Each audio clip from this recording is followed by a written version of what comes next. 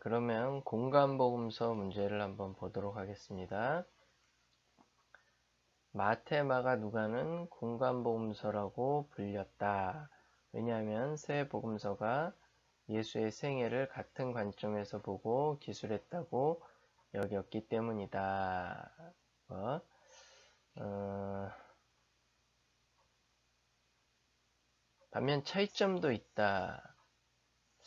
공간복음서의 공통적인 부분과 차이점을 밝혀내고 그 원인을 파악하는 것이 공간복음의 문제입니다. 그러니까 여러분이 제가 참고문헌에서 알려드렸던 공간복음서 그 책을 이렇게 비교해 한번 보시면요. 그 한 페이지에 마태, 마가, 누가, 요한 이렇게 쫙 나와 있습니다. 그래서 그거를 보면은 마태복음에는 있지만 다른 복음서에는 없는 것, 아니면 공통적으로 있는 것, 이런 것들의 구분이 확연히 나와 있습니다. 그래서 보면 이제 공통점도 있고 차이점도 있다라는 거죠. 그 원인을 파악하는 것, 그것이 공간복음의 문제입니다.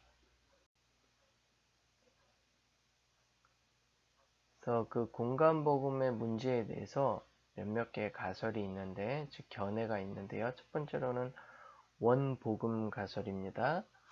그 원복음 가설은 뭐냐?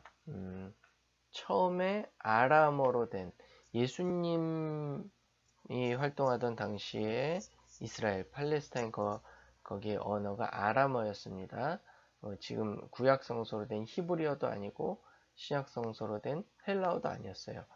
그 히브리어에 변형된 형태, 뭐 예를 들자면 조선 시대 때 쓰던 한국어 지금 쓰진 않잖아요, 그쵸?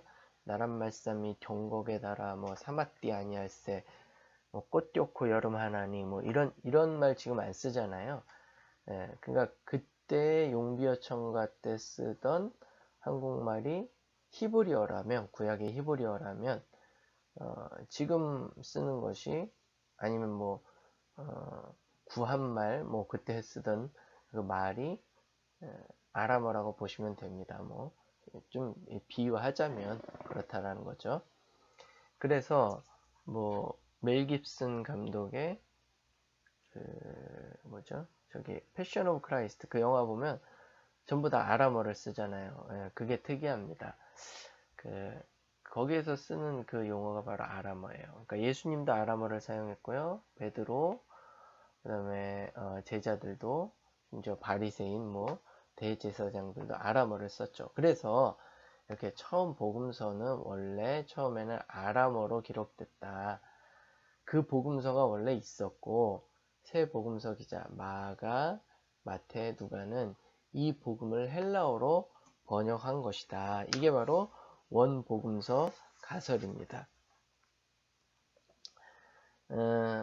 근데 요거의 단점은 뭐냐? 새 복음서 기자가 어떻게 많은 부분에서 똑같은 헬라어로 번역했는가?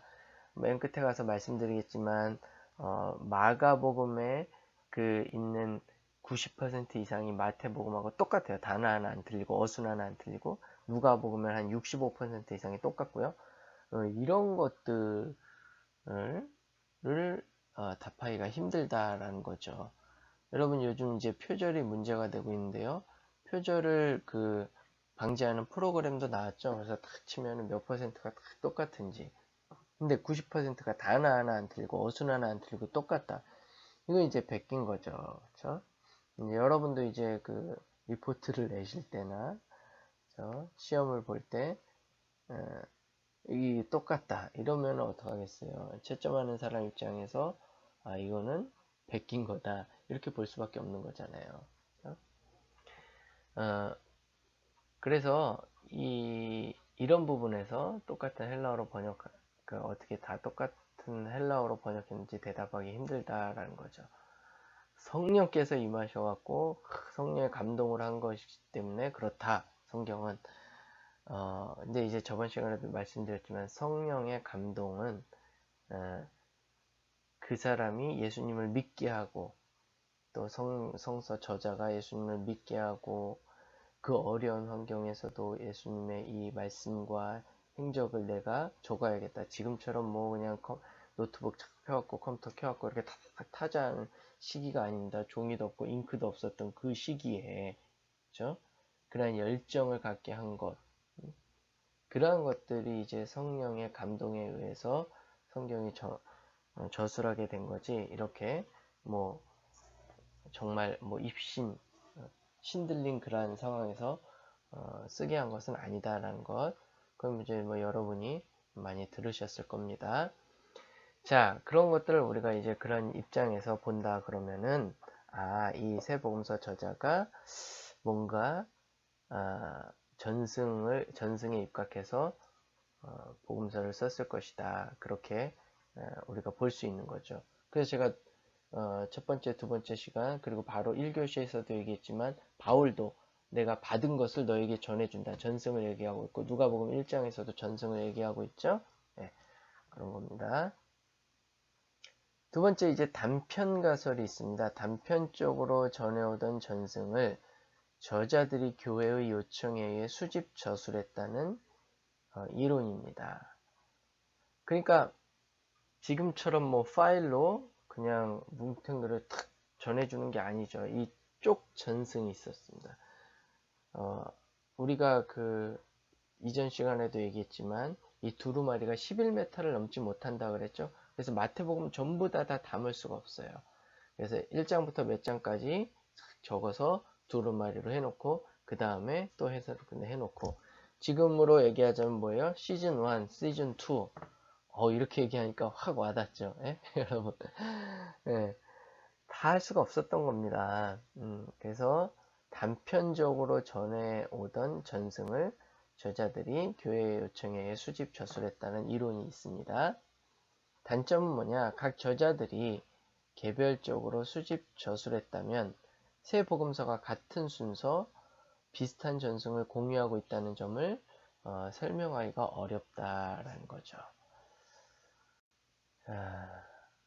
그 다음에 이제 전승 가설이 있습니다. 처음에 아람어로 전해 내려오던 복음이 있었고 그것이 번역되어 전승되었다라는 견해. 앞에 첫 번째 거하고 비슷하죠. 문제는 복음서 저자들이 왜 사도들의 전승 전부를 기록하지 않았고 그 긴 복음서가 어떻게 구전으로 전해 내려올 수 있는가입니다. 아무리 그 고대인들의 그 기억력이 좋았다 하더라도 그때는 종이도 없었고 연필도 없었고 그렇기 때문에 들으면 기억해야 돼요. 그러니까 기억력이 뛰어나긴 했습니다. 이 말로 하는 것, 이런 것들. 그래서 우리가 그 외국의 동화책들 보면요, CD만 팔아요. CD만. 그런 경우가 많습니다. 왜냐? 보고 들으면은 이 집중력이 분산되기 때문에 그렇습니다. 그래서 듣기만 하는 거예요. 그래서 굉장히 이 청각이나 또 듣기만 했을 때 이 발달하는 뇌 부분이 또 틀려요. 듣는 그 느낌도 틀리고요. 그렇습니다. 그래서 우리가 요즘에 굉장히 그 예능 프로그램을 보더라도 듣는 것보다, 물론 그 사람들의 발음이 정확하지 않으니까 이렇게 밑에 자막으로 나와요. 근데 사실 좀 저는 뭐 그냥 듣기만 했을 때 그 느끼는 그 감각이 있거든요. 그런 것들은 좀 분산된다고 보시면 돼요. 자막이 나오거나 그러면요. 그래서 어쨌든 그 당시에는 굉장히 그 구전 전승이 발달해 있었지만, 그래도 그렇지 이 긴 것들을 다 하나하나 안 틀리고 구전으로 전승할 수는 없는 거거든요. 그러한 문제점이 있다라는 거고요. 네 번째, 이용 가설이 있습니다. 세 복음서가 서로 참고했다라는 견해. 그러나 문제는 왜 마가가 마태복음과 누가복음에서 중요한 부분을 삭제했을까? 굉장히 뭐 주기도문 같은 경우 굉장히 좋잖아요. 그렇죠? 그 다음에 누가복음에만 있는 가난한 자에게 복음을, 억눌린 자들에게 자유를. 이거 너무나 좋은 말씀인데 그런 것들은 왜 빼먹었을까? 만약에 이용 가설이 정말이다 그러면 그런 부분에 대해서 대답을 해야 된다라는 겁니다. 그리고 문체도 사실 이제 그때 말씀드렸죠. 헬라어만 이제 밥 먹고 한 50년 이상 연구한 사람들, 달인들이죠. 달인들. 정말 와, 어떻게 저걸 할 수 있을까? 한 5년만 하더라도 달인이 되잖아요. 근데 50년 한 사람들 보면 딱 보면 알아요. 그렇죠? 이 헬라어 문체가 더 고급스러운 문체다? 아니다? 뭐 이런 거. 근데 이제 그런 사람들이 볼 때 마가의 헬라어 문체는 조금 투박하고 누가의 헬라어 문체는 굉장히 고급스러운 헬라어 문체다. 이렇게 얘기를 합니다. 그러면 마가가 누가의 그 고급스러운 문체를 버리고 왜 수준 낮은 문체를 썼는가? 이런 거에도 대답을 해야 되는 겁니다. 이온가설이 맞다면요. 이로 보아 마태, 누가는 서로 참고한 것이 아니라 공통된 전승을 서로 각기 사용했다고 보는 것이 타당하다라는 거죠. 자, 그래서 이제 나온 문서설이 제2 문서설입니다. 여러분 책 143페이지에 나와 있는 거죠. 두 자료설입니다. 마태와 누가가 마가복음을 사용했다라는 이론이죠. 그러나 문제점은 마가에는 없지만 마태복음과 누가복음이 일치하는 부분을 설명하기 어렵습니다. 그러니까 마태와 누가가 마가복음을 사용했다 그러면은 마가복음하고 마태, 누가 이 세 개의 부분이 일치하는 부분은 이해가 돼요. 그리고 마가복음엔 없고 마가복음, 누가복음엔 없지만 마태복음에만 있는 부분 그것도 이해가 돼요. 마태가 뭐 따로 뭐 자기 나름대로의 자료를 전승을 가지고 있었겠죠. 마찬가지로 누가복음의 특수 자료, 누가만 갖고 있었던 거 그건 이해가 됩니다. 그런데 마가복음엔 없으면서 마태와 누가가 서로 공유하고 있던 자료, 요거는 좀 설명하기 힘들다라는 거죠. 그 당시에 뭐 지금처럼 뭐 이메일로 주고받고 뭐 우편으로 택배로 주고받고 뭐 이러한 그러한 시대가 아니었잖아요. 그렇죠? 또 마가복음 8장 45절부터 6장 45절부터 8장 26절의 긴 부분이 누가에는 없다라는 거 이런 것들이 좀 이해하기 힘들다라는 거죠. 그래서 이 이론을 수정 보완해서 갖춘 사문서설이 등장했는데 마태와 누가가 마가복음과 큐 각각의 고유 자료를 사용했다라는 이론입니다. 그래서 여러분 그거 보시면은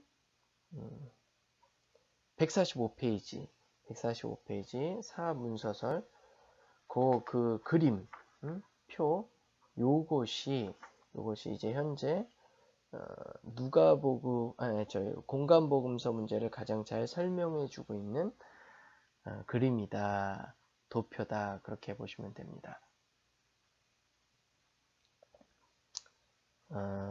보시면 그 일단 표 먼저 설명을 해드릴게요. 마가복음이 맨 위에 있고 Q가 또 맨 위에 있죠. 이렇게 마태복음하고 누가복음은 마가복음을 위주로 해서 썼지만 서로 공유하고 있던 Q라고 합니다. 이것은 이제 실체가 없기 때문에, 그러나 마태복음하고 누가복음이 서로 공유되는 부분이기 때문에 우리가 자료, 독일어로 쿠엘레라고 해서 Q라고 하자. 이거의 특징은 뭐냐? 어록집입니다.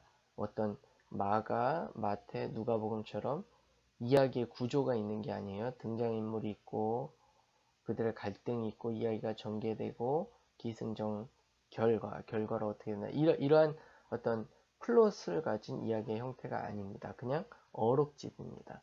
그 특징을 보면요. 그래서 마가복음하고 큐를 기초로 해서 마태복음, 누가복음이 쓰여졌고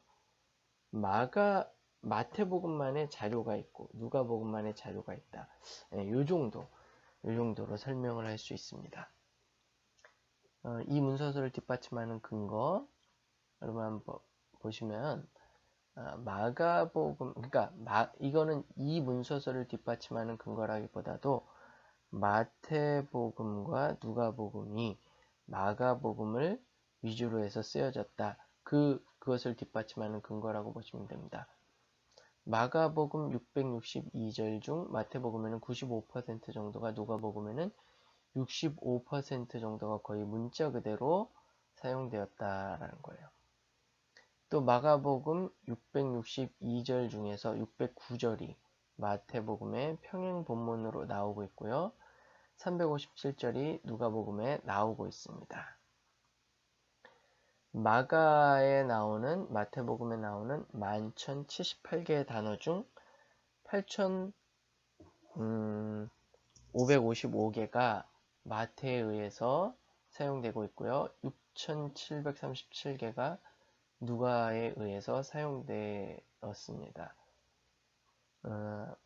마가복음에 나오는 855개의 문장들 중에서 709개가 마태복음 속에서, 565개가 누가복음 속에서 재산출되고 있고요. 이것들 중에서 136개의 문장들에 있어서 마태는 마가와 정확한 단어와 순서에 이르기까지 일치하고 있습니다. 이야기의 순서도 일반적으로 마가복음의 순서를 따르고 있습니다. 마태와 누가가 때로 순서를 벗어날 때도 있지만 동시에 같이 벗어나는 경우는 없고요. 항상 다시 마가복음의 이야기 순서로 돌아오고 있다라는 거예요. 이런 거를 보면은 마태복음과 누가복음이 마가복음을 기초로 해서, 그거를 큰 뼈대로 해서 복음서를 저술하고 있구나. 거기에 이제 마태와 누가가 공통적으로 가지고 있었던 전승, 큐를 같이 공유하고 있었고, 마태는 또 마태 나름대로의 자료를, 누가는 누가 나름대로의 자료를 공유하고 있었구나, 가지고 있었구나. 그거를 가지고 복음서를 저술했구나. 그런 걸 알 수 있는 거죠. 그래서 이 사문서설이 가장, 그래도 지금 현재 공간복음서 문제를 설명하는 데 개연성 있는, 신빙성 있는 견해로 받아들여지고 있습니다. 언학적으로 볼 때 세모적인 흔적이 더 많고 내용상 길이가 짧은 마가복음이 다른 복음서보다 일찍 저술되었다고 보는 것이 타당하고요. 우리가 그때 그 사본학 얘기할 때 말씀드렸죠. 그래도 원본에 가까운 게 뭐냐, 즉 더 오래된 사본이 뭐냐. 첫 번째로 내용이 짧은 것, 그 다음에 내용이 어려운 것, 부차적인 설명이나 이런 것들이 없는 것, 뭐 그런 거죠.